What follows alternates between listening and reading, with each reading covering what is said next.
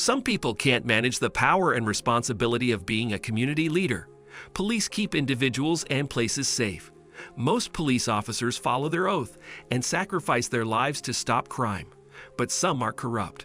Regrettably, corruption permeates every profession, including the government and police. Many corrupt police officers have been uncovered recently. They killed innocents and corrupted the justice system. Once detected, they had to face the penalties. They're imprisoned now. Join us as we look at the most corrupt police officers who were caught and got jail time.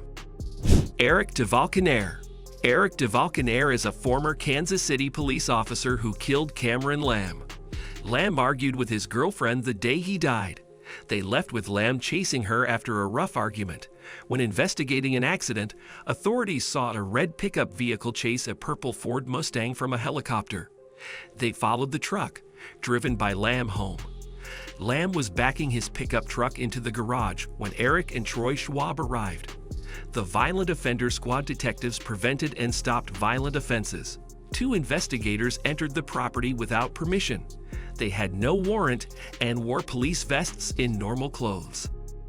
DeValconaire and aimed his service weapon towards Cameron's housemate Roberta Merritt. After telling Lamb to turn off the pickup and get out, he then shouted "gun" and fired 4 rounds. Lamb's front yard was shot 9 seconds after the detectives arrived. VACA in November 2021, a bench trial convicted White Nair. He received 3 years for murdering Cameron and 6 years for armed criminal activity from Jackson County Circuit Court Presiding Judge James Dale Young. Prosecutors recommended at least 9 years for 43-year-old Eric, but Judge James approved concurrent sentences. Balkenhare's defense claimed that he went to the property to protect Troy Schwalm, not Lamb. Lamb's stepfather told reporters that he hoped the verdict in Jason's will shake up the police department and give people more justice. The judge convicted Vulcanaire, saying that the 2 investigators had no probable basis to suspect Lamb of a crime. He had no search warrant, arrest warrant, or authorization to be on Lamb's property. Sergeant Wayne Jenkins. Jenkins, the notorious elite team named the Gun Trace Task Force, led by Sergeant Wayne Jenkins, was labeled as Baltimore's most corrupt police officer. Jenkins oversaw this task squad that was responsible for shocking abuse in the struggling U.S. metropolis. The crew removed illicit weapons from the streets. Instead, this task force resold firearms stolen from robbed dealers and fabricated false evidence. January 2018, the 37-year-old former ringleader Jenkins pleaded guilty to robbery, racketeering, and civil rights offenses for placing drugs on 2 men in 2010. Judge Catherine C. Blake will give you 25 years in federal prison.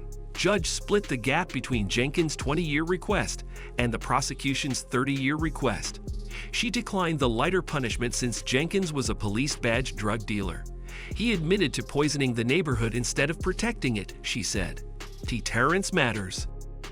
Jenkins apologized to the court and the inhabitants of Baltimore, crying, "I'm responsible. I must pay." Jenkins and his task team committed 7-year-long crimes. They also stole overtime. Jenkins apologized to the family of Elbert Davis, who died in a car pursuit Jenkins and 2 other cops launched. Illegal chemicals were planted in the target's automobile to excuse a police chase that shouldn't have happened. Federal convictions included other task force members. Marcus Taylor and Daniel Hurstel were convicted of racketeering, robbery, and overtime fraud in February 2018. All of the task force's victims were black men, several of whom were dealers the corrupt police knew could not approach authorities.